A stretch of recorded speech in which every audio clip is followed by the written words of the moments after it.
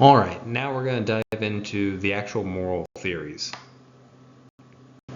Although Vaughan talks about a couple other moral theories, I just want to focus on the 6 that you'll probably come across quite often, especially in bioethics. So utilitarianism, Kantian ethics or deontology, natural law theory, contractarianism, especially as it's seen in Rawls, virtue ethics, and care ethics. To begin this discussion, I want to start with the trolley problem. If you've ever taken an ethics course, you've probably been familiarized with it. It's the best way to start an ethics course. Every student always has a strong response to it.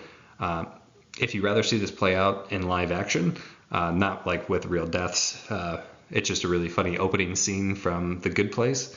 The Good Place does this in a very comical way and just sort of shows the complexities of the trolley problem that you can add in.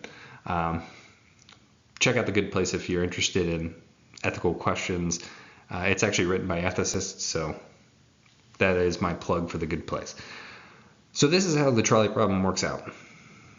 So there is this runaway trolley that is going to barrel into these 5 people on the track, killing them. You are positioned at a switch, and you are given the choice. You can allow the trolley to kill these 5 people, or you can flip the switch, which will divert the trolley onto an adjacent track, ultimately killing 1 instead of 5. And the trolley problem asks, what is your decision? Most students have the intuition to say, I'm flipping the switch to save the 5 over the 1. If that's your intuition, which again is typically most people's belief here, why don't we redo the trolley problem and test it? So in this version of the trolley problem, you have the same runaway trolley, you have the same 5 people on the track, but here instead you are on top of this bridge with a rather large person, like a larger person than you can even imagine. And you know if you push that person onto the track, it will stop the trolley and save those 5 people. Students typically have this response of like, how do I know that pushing the person off the bridge will actually save those 5? Or why are those 5 people even there in the first place? This is the sort of art of a thought experiment. We're not allowed to argue with the facts of the thought experiment. We're just given the stakes, and then we have to evaluate. And the reason why thought experiments are so thought-provoking or good justifications is they appeal to our moral intuitions, our considered moral judgments. So your considered moral judgment here might be that it seems wrong to just push a person off of a bridge into a trolley. And so you might be more inclined to allow the 5 people to get ran over by the trolley in this situation and save the 1 person on the bridge with you.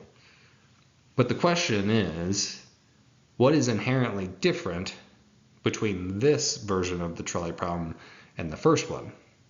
You are ultimately sacrificing 1 to save 5. So why has your decision changed in this situation? And the reasons why can be expressed in our different moral theories. So we'll return to the trolley problem as we keep going in this lecture, but it's a good way to sort of get your moral intuitions onto the stage, and so we can sort of better understand what these moral theories are targeting. Begin with utilitarianism. Here on the screen you'll see John Stuart Mill in the bottom right hand corner. He's probably the most famous utilitarian philosopher. He's pretty much the one that everybody begins with when they're giving their utilitarian argument. So good idea to keep him in mind. Utilitarianism defined generally is just the pursuit of the most benefit for the most involved.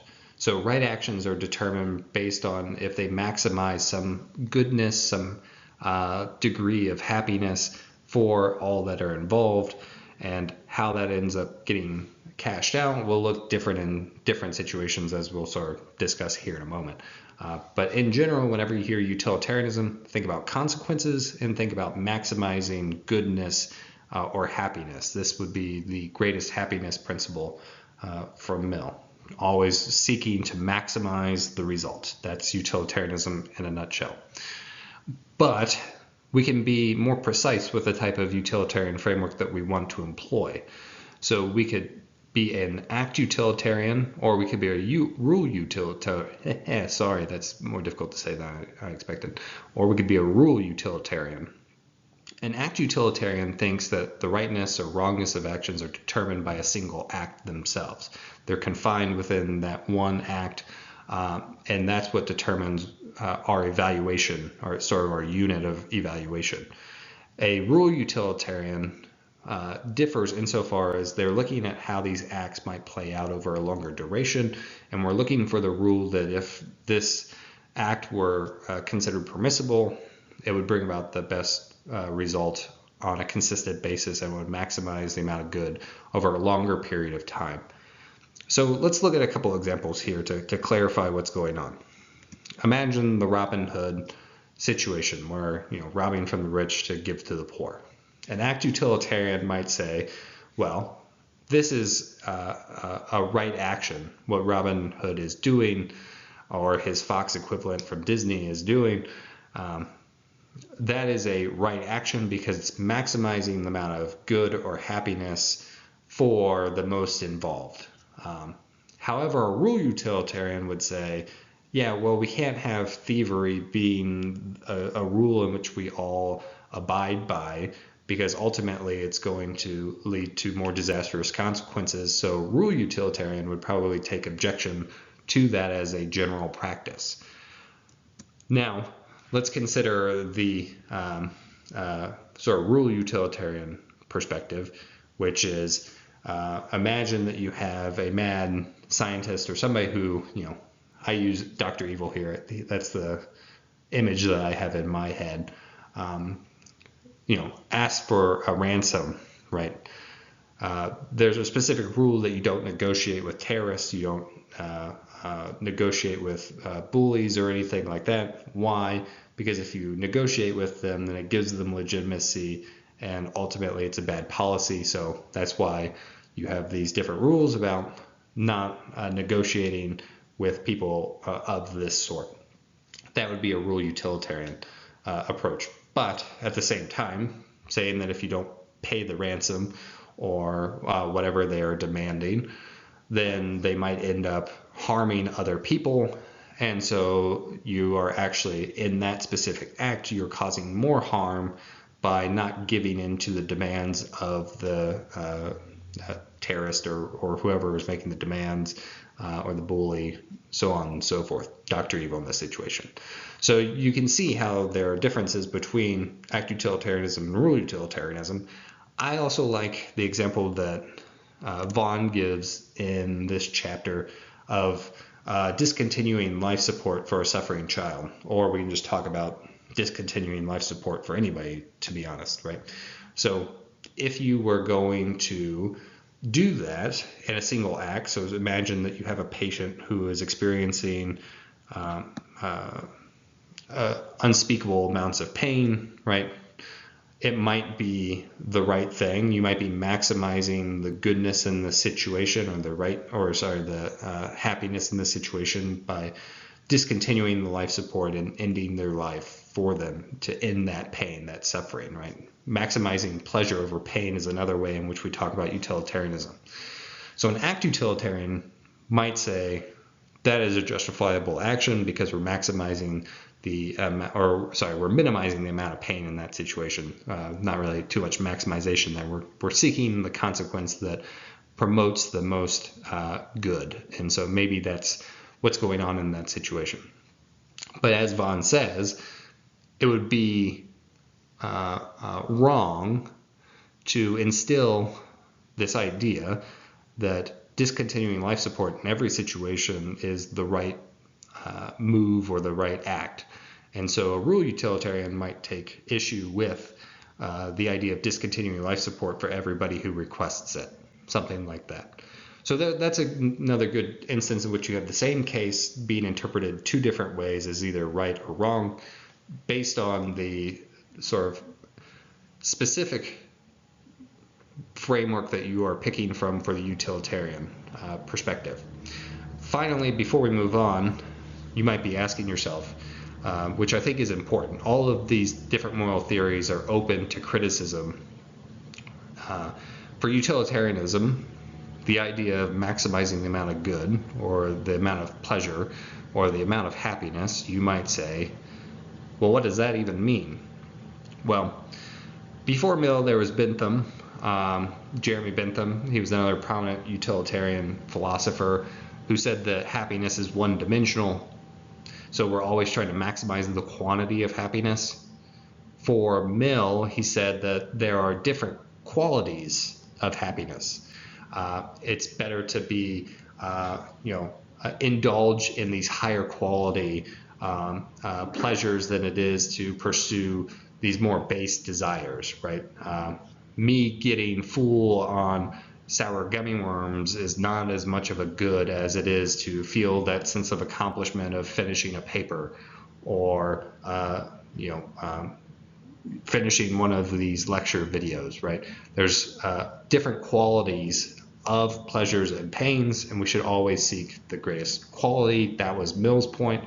But at the end of the day, it's really tough to cash out how we're actually doing this utilitarian calculus, as you might have heard, right?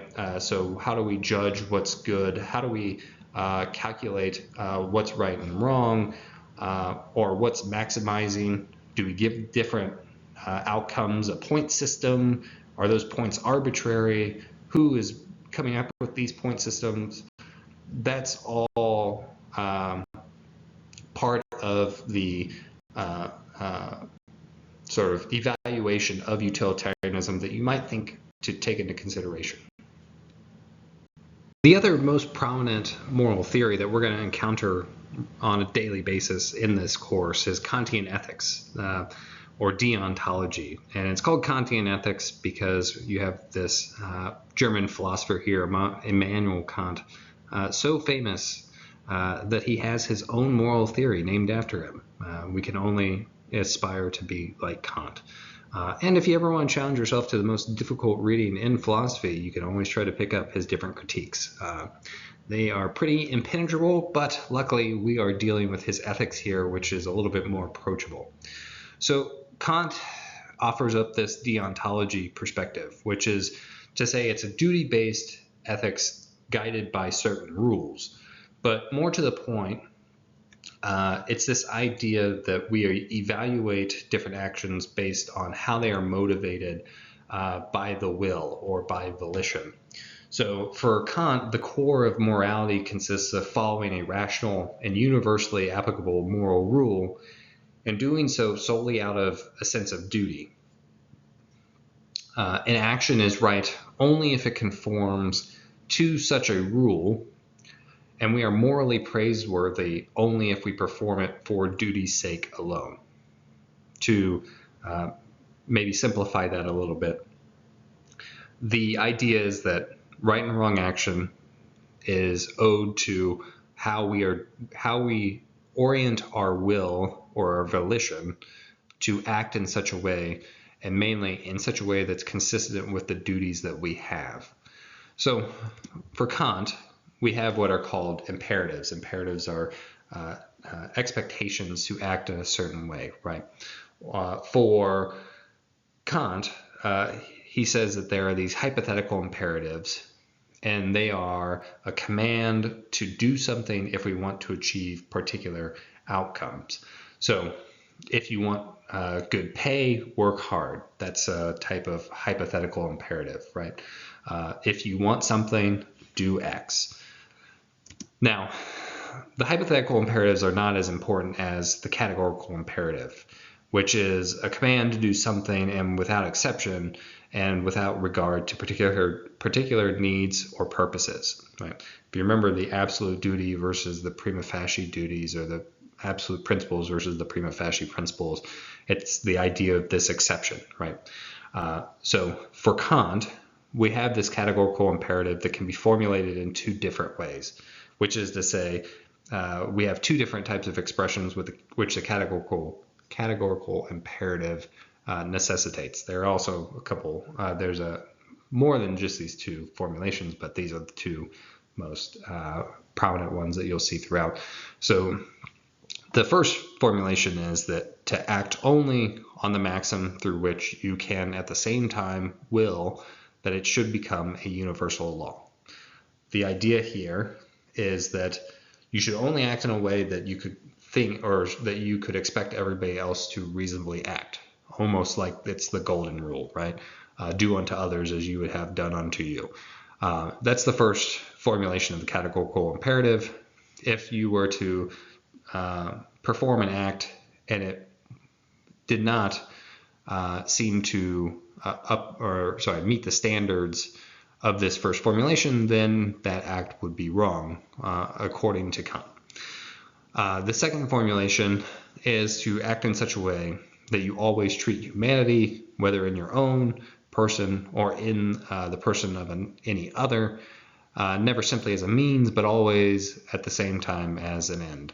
So the idea here is that we as persons, if you remember from the lecture last week, is a loaded term in ethics, right? We have certain responsibilities owed to persons. If they have personhood, then we are expected to act in a certain way towards them.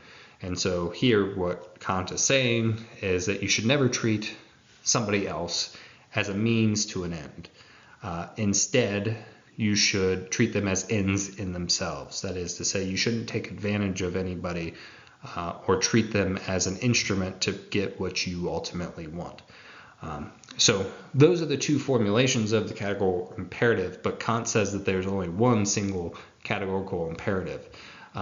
So from Kant, the big takeaway here is that what we are most concerned about when we're evaluating right and wrong action is the will and the motivation that motivates, that the will acts upon.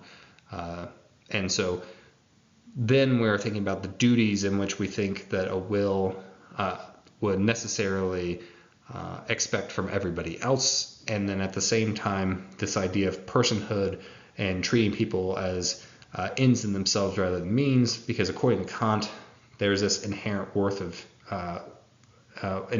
within persons, which derives from the nature as free relational beings capable of directing their own lives, determining their own ends, and decreeing their own rules by which to live.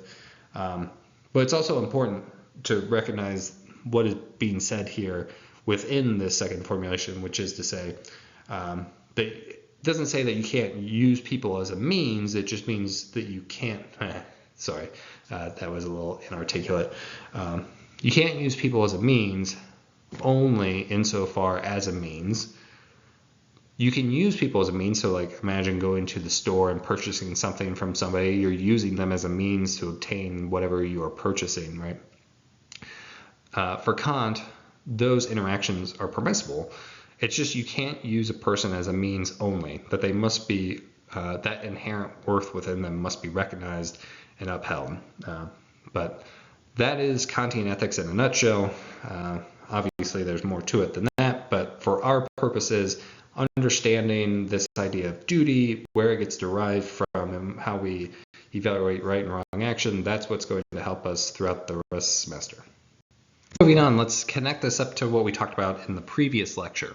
So if you remember this diagram that I have, right, you have motivations that lead into an action, and then you have the consequence.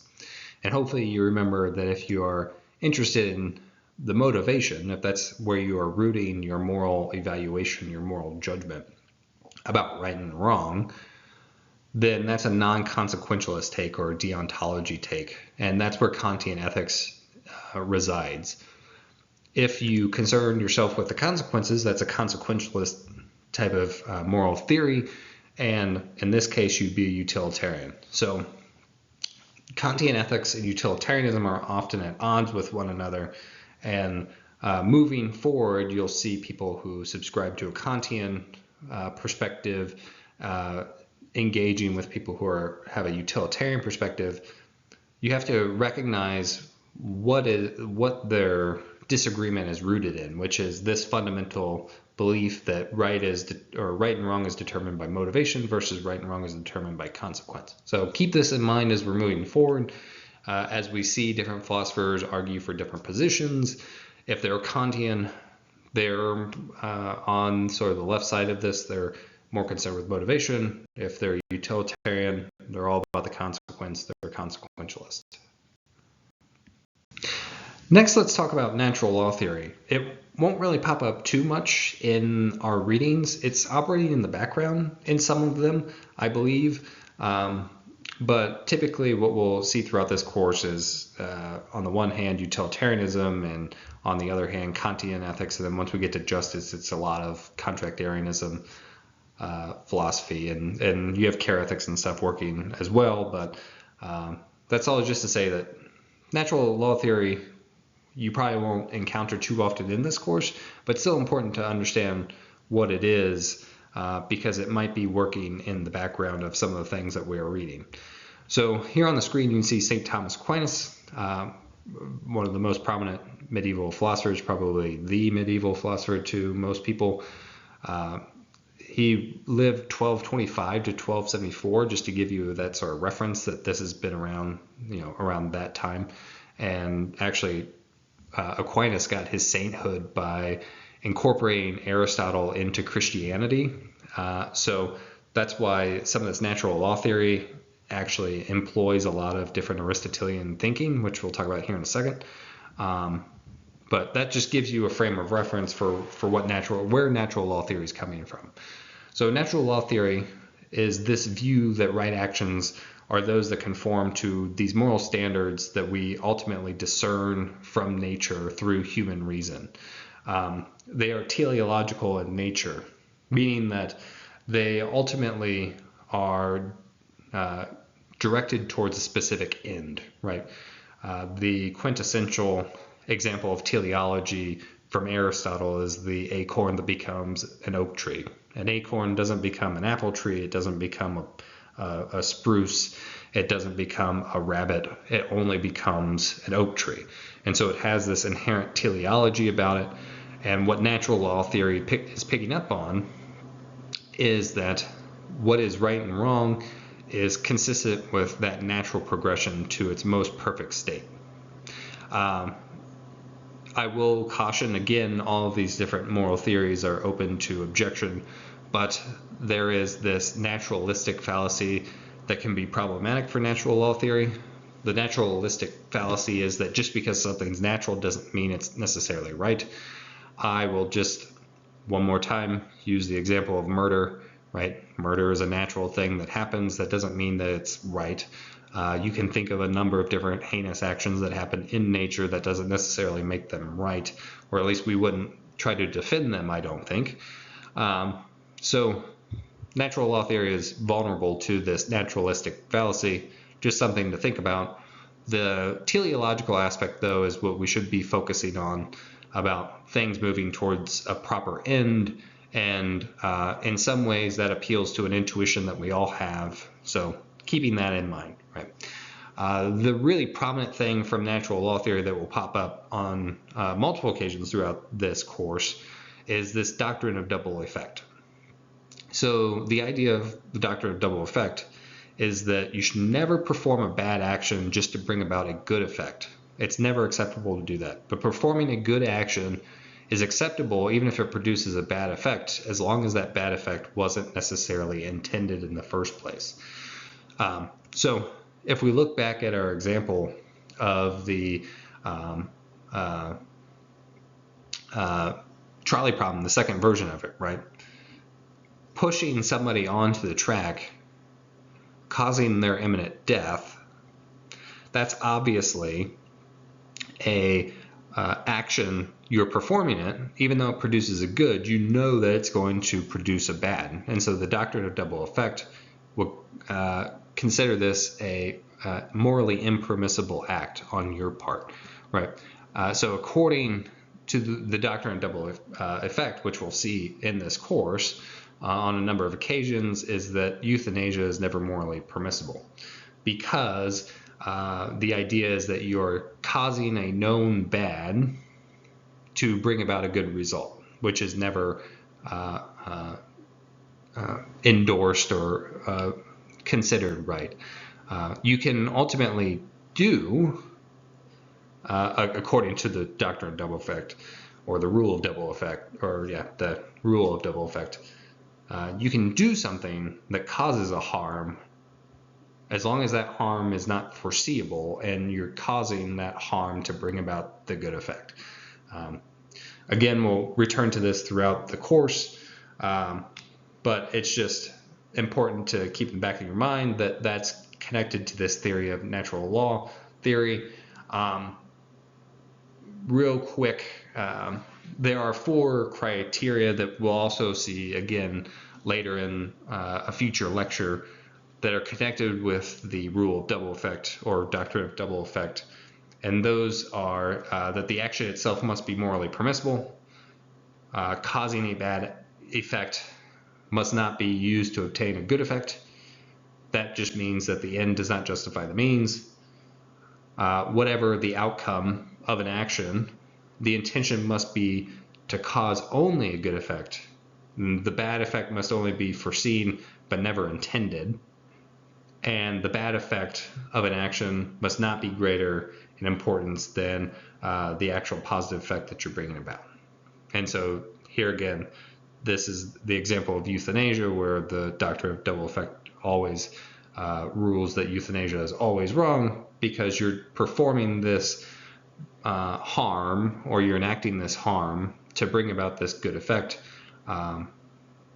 which in itself, although it might be seen as a more beneficial outcome, you should not ever perform wrong or bad knowingly.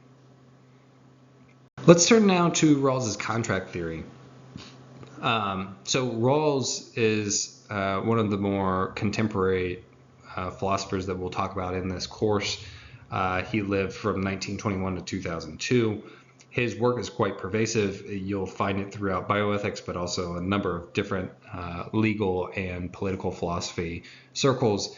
I also wanted to bring up Thomas Hobbes here, because when I think of contract theory, I usually think of Thomas Hobbes, which is several centuries before Rawls, and maybe a little bit less sophisticated. But whenever you think of contract theory, if you see Hobbes, if you see Rawls, if you see the names Hobbes or Rawls, think contract theory.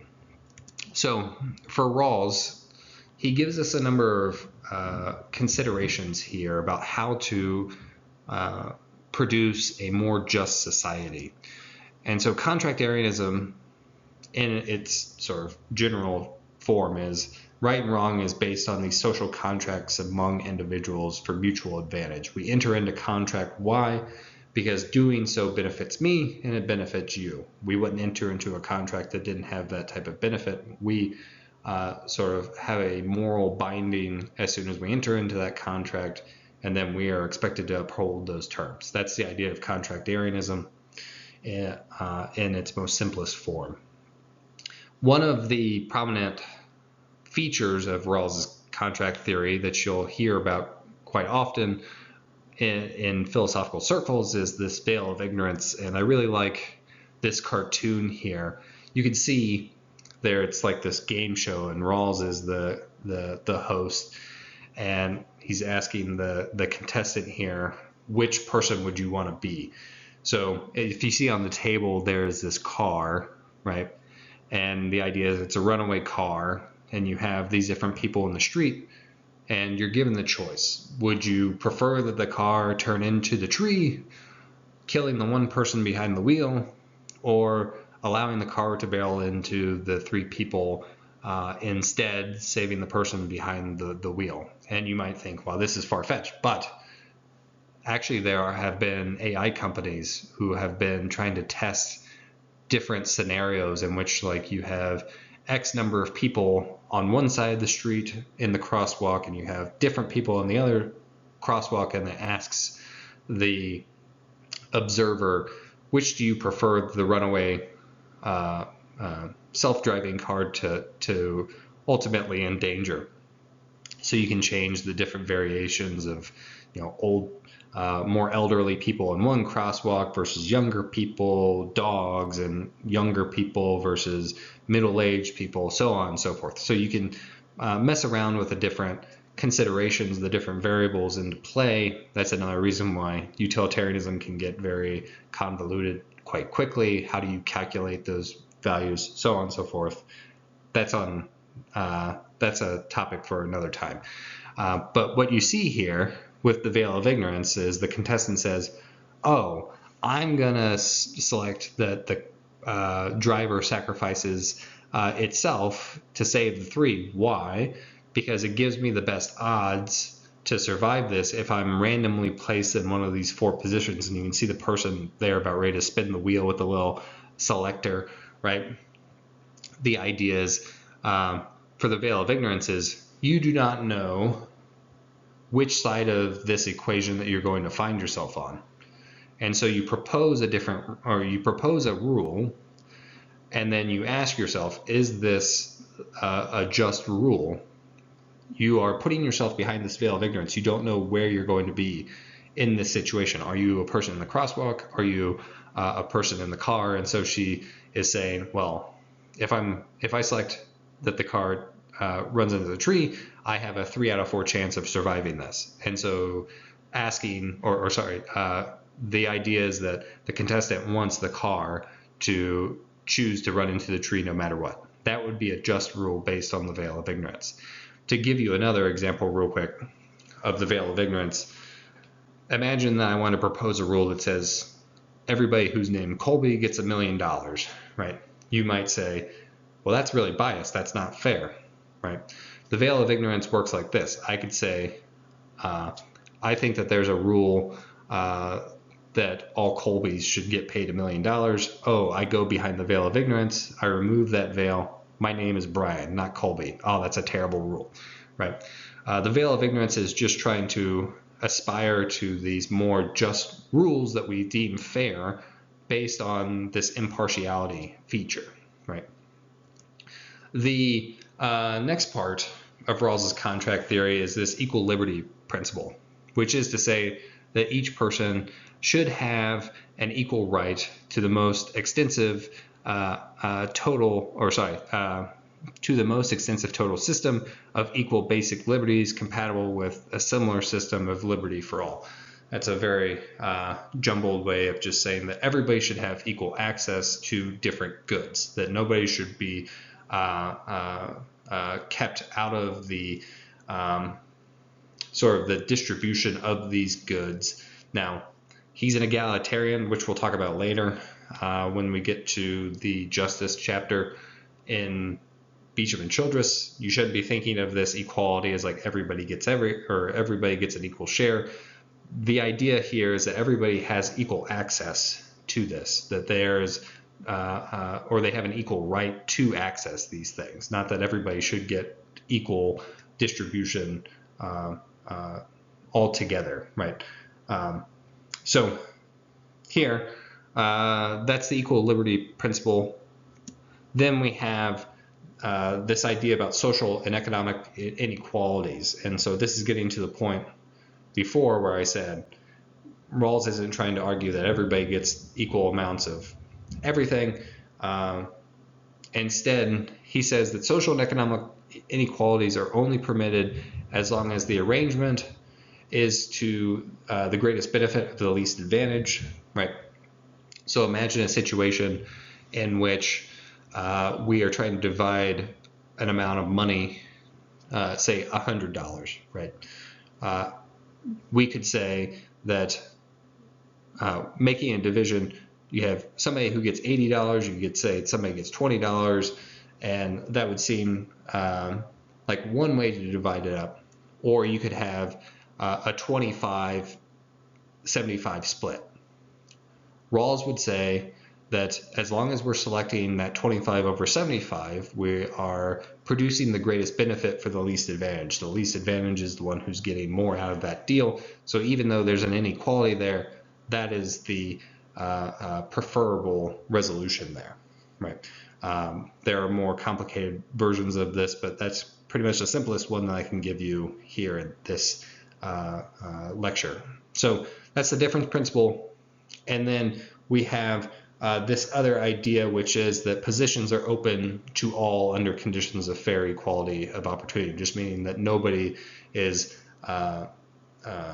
not given the opportunity to participate in these systems that that determine what is fair and unfair, that everybody has equal access to those positions and to produce this fair opportunity. Let's move on to virtue ethics. Here on the screen you'll see Aristotle. I know I mentioned Aristotle in the previous slide on natural law theory, but whenever we're talking about ethics and Aristotle's name comes up, you're usually talking about virtue ethics. So virtue ethics is different from the prior theories that we've talked about because it's concerned with the development of character as opposed to right and wrong action, right? We've been talking about good and bad character. So the idea for virtue ethics is that we're situating our moral judgments or our moral arguments on a person's character rather than that person's actions. Hopefully that makes sense. That's what makes virtue ethics unique compared to the theories before that we've talked about. Virtues are these ingrained dispositions to act or uphold certain standards of excellence.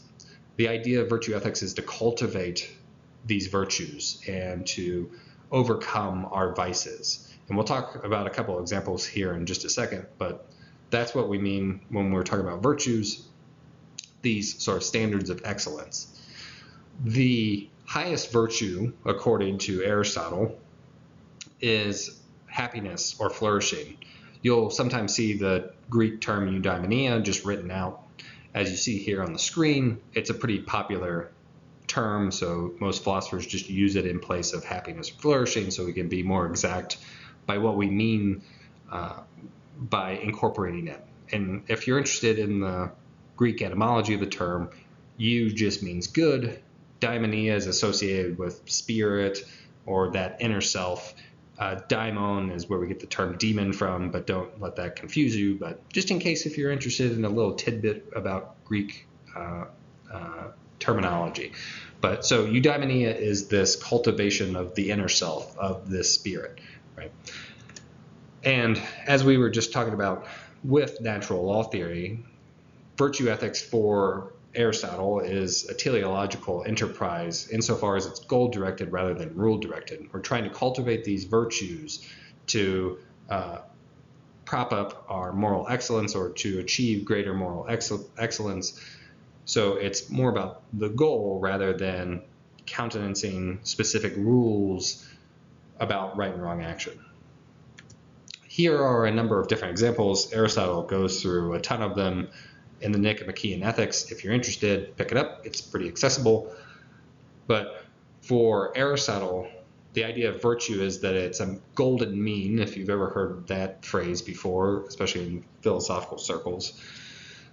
The golden mean is the mean between two extremes, the extreme of deficiency or excess. And so as you see on the screen here, courage is a virtue that we uphold, but if you have too little courage, then you're a coward. If you have too much courage, then you're too rash. You enter into things. You might be, I don't want to say hot-tempered because that connects to a different type of virtue, but you get the idea of just being reckless, right?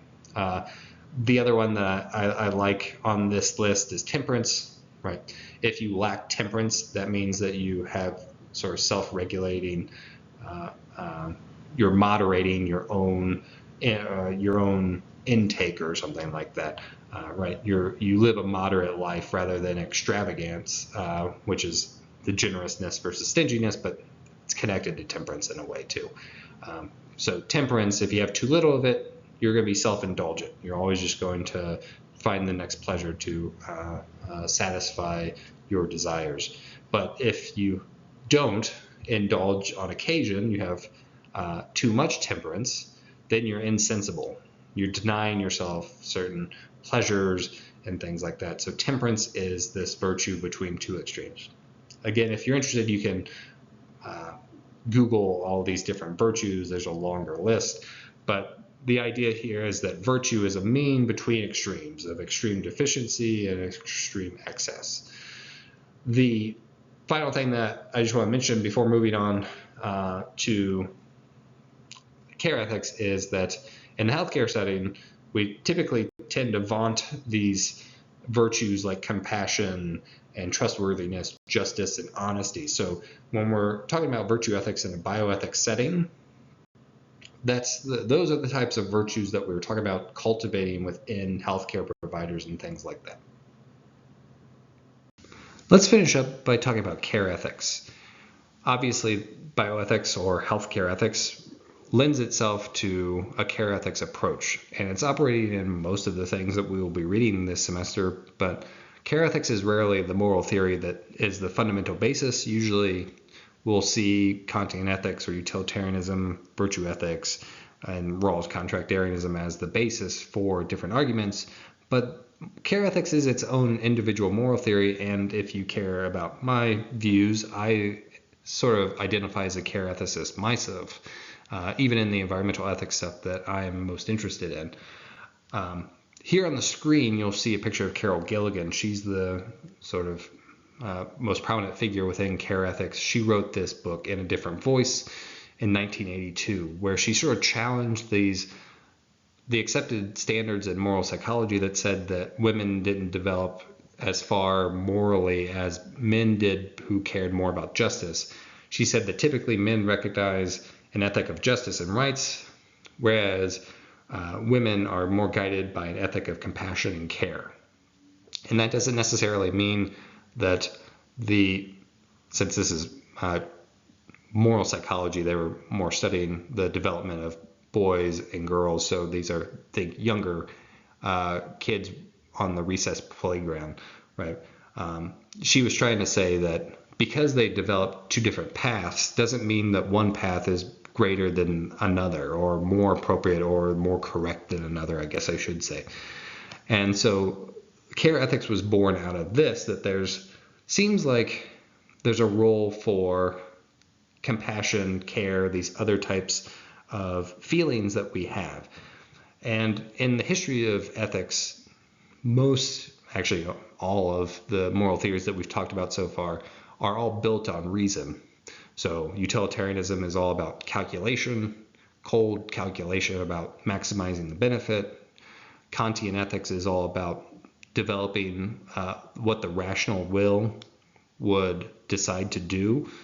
And so it's also steeped in rationality. And virtue ethics is all about how the rational part of the will or the rational part of the soul for Aristotle is developing itself. So rationality is operating throughout all these different moral frameworks, and care ethics comes around and says, yeah, I don't think that that's the whole story to ethics, right? There was actually a really great book that came out recently about how sort of ethics had changed after World War II, because a lot of the Germans were, rooted in this German idealist tradition like Kant, and they were justifying what they were doing based on reason. And when all of the footage from World War II came out, a lot of people had that visceral response of like, I don't care what reason says, I know that this is wrong. And so having those sense of feelings can be a good impetus for driving our moral considerations. And so care ethics is tapping into that. And so the basis for care ethics is this emphasis on the unique demands of specific situations and the virtues and feelings that are central to close personal relationships. So things like empathy, sympathy, compassion, love, and fidelity. These are all characteristics of these close personal relationships. That's what you should be focusing on with care ethics. In a healthcare setting, right, you have responsibility to the patient that's in front of you, not all patients in the abstract. You are dealing with people who are counting on you, and the fact that they're counting on you means that you have a specific moral obligation to them. That's the core basis for care ethics. And what's interesting about this is that care ethics differs from the other moral theories insofar as that it expects a type of partiality. You have obligations to close friends, family members, and others you care for, duties that we wouldn't necessarily have to strangers or to just humanity in general. This is the idea of helping a stranger on the street move. Imagine if some stranger comes up to you and says, "Hey, I got to move all this stuff. Can you come help me?" You are justified in saying, "No, I've got better things to be doing." But if you're a real friend and your friend asks you, "Can you help me move?"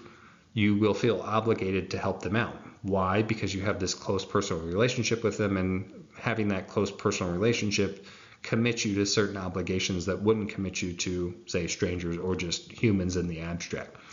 So whenever you're thinking about care ethics, think about the responsibilities that are owed to individuals that have a certain close personal connection with you or that depend on you. That's the basis for care ethics. Finish up by summarizing these 6 theories, and then I want to mention a couple other things. So sorry that this summary slide will probably be a little bit longer than previous ones, but I think it's important to just talk about these different theories because we're going to be returning to them throughout the semester.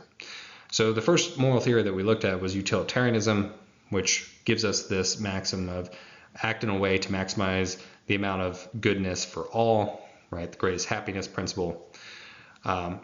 As I mentioned before, with utilitarianism, there's this calculation feature of it, and the way in which utilitarianism is often critiqued is that, well, how are we doing these calculations? How do we assign the value of the goodness that I receive from eating sour gummy worms versus the goodness that I receive from finishing a paper, right? How are we doing the scoring system? Eventually, finishing a paper is not as or it's not maximizing the amount of good as having like a barrel load of sour gummy worms for me to just binge on, right? So utilitarianism is open to that type of critique. How are we doing this calculation? How are we deciding what is being maximized? That's the difficulty with utilitarianism. Kantian ethics is the idea that right and wrong is determined by the will, its motivations. You act in such a way that you could universally will. The problem with Kantian ethics is that, it's typically, let's say, it's not as absolutist, if to use previous terminology, right? There are a lot of prima facie obligations that at first seem like they are absolute duties that we have. I gave you the example in the previous lecture where, the duty to not murder. It seems like that would be one in which we should never have an exception for, yet there are situations in which there is war and things like that where killing happens. And so how do we know that there is this sort of rule that we could universally will? It seems like there's a lot of different gray area to sort of navigate there. So that's where Kantian ethics usually struggles. How do we cash out the categorical imperative? That's difficult to do. With natural law theory, the idea was to act in a way that maximizes the natural potential, or teleology. So that's the acorn and turning into an oak tree idea. So you should be always acting in a way that maximizes the teleology, that actualizes the potential of a given thing. The issue there is actually twofold. I talked about the naturalistic fallacy. So the naturalistic fallacy is the idea that just because something's natural doesn't mean that it's right. There are a lot of things that happen in nature that we think are wrong. That's why we have ethical theory to address why certain things that happen naturally are not permissible, right? So that's one issue with natural law theory. The second one is deciding what is correct, what is the correct end for something, right? So an acorn, its proper end might be to turn into an oak tree, but it also could be sustenance for a squirrel that eats it. Is that satisfying its teleology too? How do we ultimately know what the proper end is of a thing? It's supposed to be revealed through nature, and we detect it through reason. There again, we have reason popping up, but the actual proper end is not as easily discernible as natural law theory seems to suggest. So how we navigate that could be complicated. Rawls's contract theory. The idea is to act in a way to ensure the fair distribution of opportunities. we'll be talking about this once we talk about justice, because Rawls is sort of the person that everybody appeals to. We'll see different responses to Rawls, different types of amendments to his egalitarian approach, but just in general, Rawls is an egalitarian, so you could give a libertarian argument, a communitarian argument, a utilitarian argument against Rawls. So Rawls's contract theory is not necessarily the correct theory of justice. There are a number of different ones that we can pull from. So more on that later. Virtue ethics, we're concerned with the character, right? We're situating our moral judgments and our moral arguments based on a person's character rather than their actions. Ultimately, the character is what directs actions. But for me, why I'm not as much convinced about virtue ethics, or something that you should be thinking about in whenever you see virtue ethics pop up, is the idea that how do you know that you possess a virtue unless you are challenged to reveal that virtue? How do you know that somebody is courageous unless they're ever put in a situation to demonstrate that courage? And at the end of the day, if it's all about the character traits leading to certain actions, then why don't we just focus on the actions instead? These are different considerations to critique virtue ethics on. Then we have care ethics. So caring is an essential part of morality that imparts these certain responsibilities based on close personal relationships. Obviously, with care ethics, there's this partiality element. And as I mentioned in the previous slide, which is that care ethics is typically a moral theory that relies on other moral theories to give itself justification for different actions or different character traits to sort of guide one's development, or to guide one's actions, I guess you should say. That was a poor way of speaking.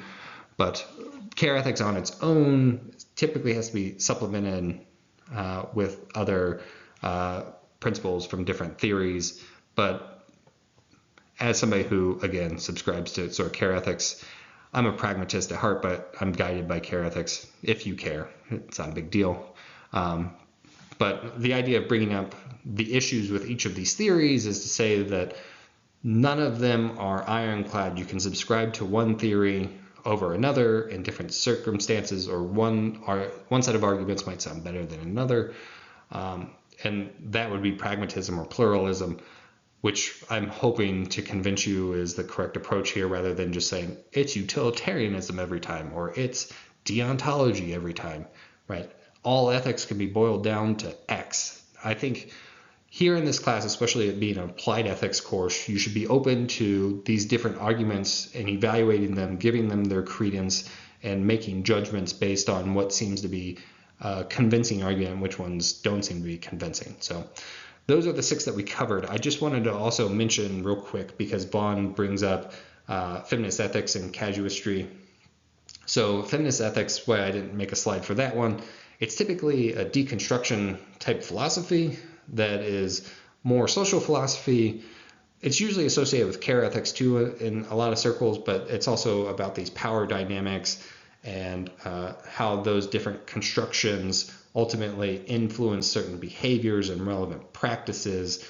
And so that's not necessarily a moral theory in the same sense as these other 6, but it's definitely something that we'll consider as we look at different issues surrounding justice and things like that. But it's a really helpful deconstructionist philosophy, but not necessarily a moral theory that you're going to see pop up by itself throughout the course or anything like that.